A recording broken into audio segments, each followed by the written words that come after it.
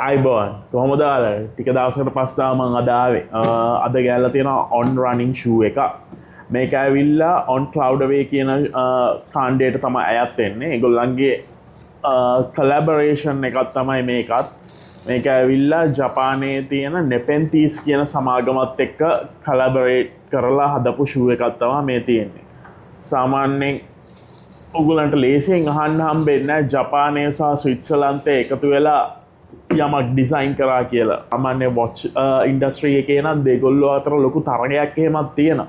නමුත් මේක ඇවිල්ලා ඒ රටවල් දෙක එකතුවෙන් නිෂ්පාදනය වෙච්ච සපත්තුව.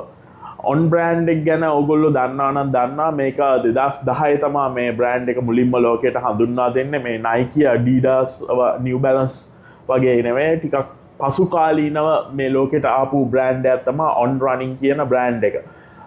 මේක ඇත්තටම යාළුවෝ තුන් දෙනෙක් එකතු වෙලා පටන් ගන්නවා කැස්පර් ඔලිවර් සහ ඩේවිඩ් ඔය තුන් දෙනා එකතු වෙලා තමයි මේක පටන් ගන්නේ 2010 පටන් ගන්නේ ස්විට්සර්ලන්තයේ ඊට පස්සේ මේක ගොඩක් ජනප්‍රියතාවයට පත් වෙන්නේ ඔන් කියන බ්‍රෑන්ඩ් එක ඇවිල්ලා රොජර් ෆෙඩරර් මේගොල්ලොත් එක්ක එකතු වෙනවා කොහොමද එහෙම වෙන්නේ රොජර් ෆෙඩරර්ගේ Nike සමාගමත් එක්ක තියෙන ගිවිසුම ඉවර වෙනවා 2018 දී 2018 මේක ඉවර වුණාන් පස්සේ එයා නැවත කේවල් කරනවා Nike සමාගමත් එක්ක මට දැන් ගෙවන ගානට වැඩිය පොඩ්ඩක් වැඩිපුර ගාණක් ගෙවන්න කියලා. නමුත් Nike සමාගම ඒක රැකග වෙන්නේ නැහැ. එතකොට රොජර් ෆෙඩරර් මොකද්ද කරන්නේ Nike සමාගමත් එක්ක තියෙන ගිවිසුම අවසන් කරලා එයා යනවා ජපානයේ යුනික්ලෝ කියන සමාගමත් එක්ක ක්ලෝතිං ඩීල් එකකට. එතකොට ඇත්තටම වෙන්නේ යා Nike සපත්තු පළඳිනවා 2018 කොන්ට්‍රැක්ට් එක ඉවර වුණා. නමුත් එයාගේ ඇඳුම් ඔක්කොම සපයන්නේ යුනික්ලෝ කියන සමාගම. නමුත් ඊට පස්සේ 2019 වෙනකොට එයා Nike සමාගමත් එක්ක තියෙන සියලු සම්බන්ධකම් ඉවර කරලා මේ ඔන් කියන බ්‍රෑන්ඩ් එකත් එක්ක ගිවිසුම් ගත වෙනවා. ඇත්තටම කියනවා නම් මේකේ එක පාර්ට්නර් කෙනෙක් එක බිස්නස් පාර්ට්නර් කෙනෙක් තමයි රොජර් ෆෙඩරර් කියන්නේ. එයා තමයි මේ බ්‍රෑන්ඩ් එක ගොඩක් ග්ලෝබලි පොපියුලරයිස් කරන්න උදව් වුණ පුද්ගලයා කිව්වොත් මම නිවැරදි කියලා මම හිතනවා. හරි. දැන් මොකද්ද මේ තියෙන අටමංගල්‍ය? මේකේ ඔයගොල්ලන්ට පේනවා මේ නිකන් අමුතු නිකන් ගෝත්‍රික මේ ලුක් එකක් තමයි තියෙන්නේ නිකන් ගෝත්‍රික චිත්‍ර වගේ තියෙනවා.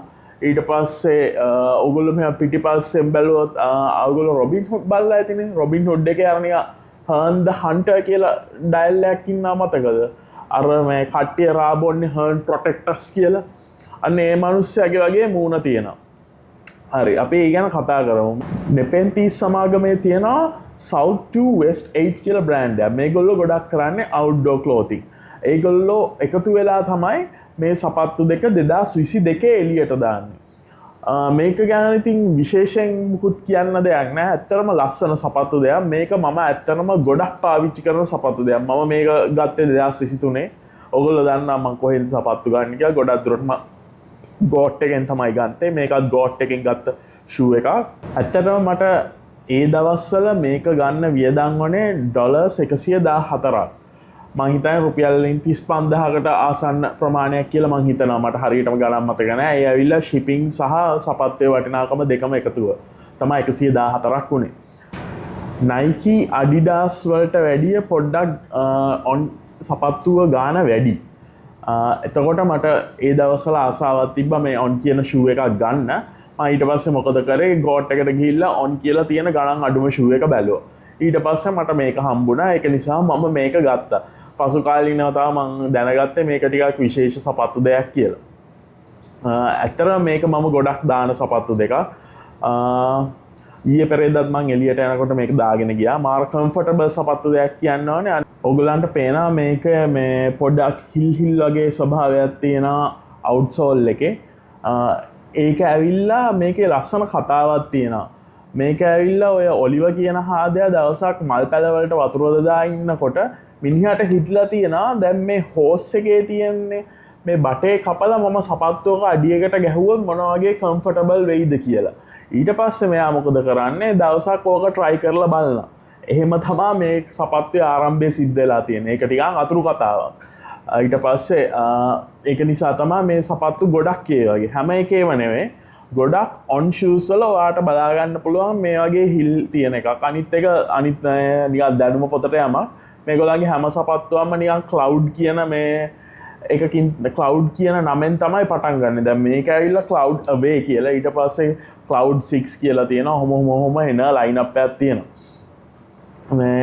ඊට පස්සේ මේකේ මිඩ් සෝල් එකේ තියෙනවා මෙහෙම පොඩි ස්වේඩ් ලයින් එකක් ගිහිල්ලා ඒකෙන් පොඩි නිකන් අමුතු ලුක් එකක් එකතු කරලා තියෙනවා සපත්තුවට. නිකන් ඕගොල්ලෝ සාමාන්‍යයෙන් දකින ඔන් ෂූ එකකට වැඩිය ටිකක් වෙනස් මේක. ඒක තමයි මේකට මම ගොඩක් කැමති වෙන්නත් හේතුව. මොකද මේක නිකන් කවුරුවත් දැක්ක ගමන් හිතන්නේ මේක මේ ඔන් ෂූ එකක් කියලා. ඔන්න ඕක තමයි ඉතින් තොරණේ විස්තරය මහත්තයෝ. ඊට පස්සේ මේකේ තව තියෙන විශේෂත්වය තමයි මම අර ඔයගොල්ලන්ට කලින් පෙන්නුවේ මෙතන අර හර්න් ද හන්ටර් වගේ මූණක් තියෙනවා. මේක තමයි මේ South 2 Estate ලගේ බ්‍රෑන්ඩ් ලෝගෝ එක. ඊට පස්සේ ඔයගොල්ලෝ තව බැලුවොත් මෙන්න මෙතන ගහලාම තියෙනවා South 2 Estate කියලා.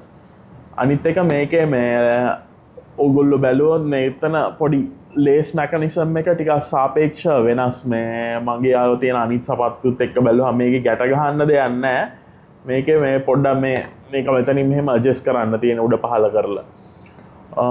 මොකද මේක ගොඩක් ඒගොල්ලෝගේ ඔළුවේ තිබිලා තියෙන්නේ හයිකින් ෂූ එකක් විදිහට තමයි ඩිසයින් කරලා තියෙන්නේ. මොකද මේක ඇවිල්ලා මම ඔයගොල්ලන්ට කලින් කිව්වා South 2 Estate කියන්නේ Nepenthes කියන බ්‍රෑන්ඩ් එකේ outdoor fashion නාම එක. so ඒගොල්ලෝ ගොඩක් මේ ફોකස් කරලා තියෙන්නේ hiking සහ outdoor activities සඳහා ඇඳුම් සහ සපත්තු. එතකොට මේකත් ඒ වගේ දෙයකට ඩිසයින් කරපයක් නිසා තමයි එහෙම ඔයාට බලා ගන්න හම්බෙන්නේ. මොකද ඔය කන්දන් නගිනකොට එහෙම ඉතින් දෙකටම ඇමිලා සපත්තු ගැට ගහලා ඉන්න බෑනේ. ඒක නිසා මේක අර මේ විදිහට ඇඩ්ජස්ට් කරගෙන පුළුවන් තරම් තදට දාගෙන යන්න තියෙන්නේ. ඔන්න ඔවා තමයි ඉතින් විස්තරේ. අපි එහෙනම් මේක දාගෙන බලමු. මේක දාගත්තාම මෙහෙම තමයි ඔයගලන්ට බලා ගන්න පුළුවන් වෙන්නේ. මේක ඉස්සරහින් පේන්නේ මෙහෙම, මේක පැත්තෙන් පේන්නේ මෙහෙම, මේක පිටිපස්සෙන් පේන්න තියෙන්නේ මෙහෙම. ගොඩක් ලස්සන සපත්තු දෙකක්. මේක eBay එකේ මම අන්තිමට දැක්කා $145කට තියෙනවා shipping නැතුව.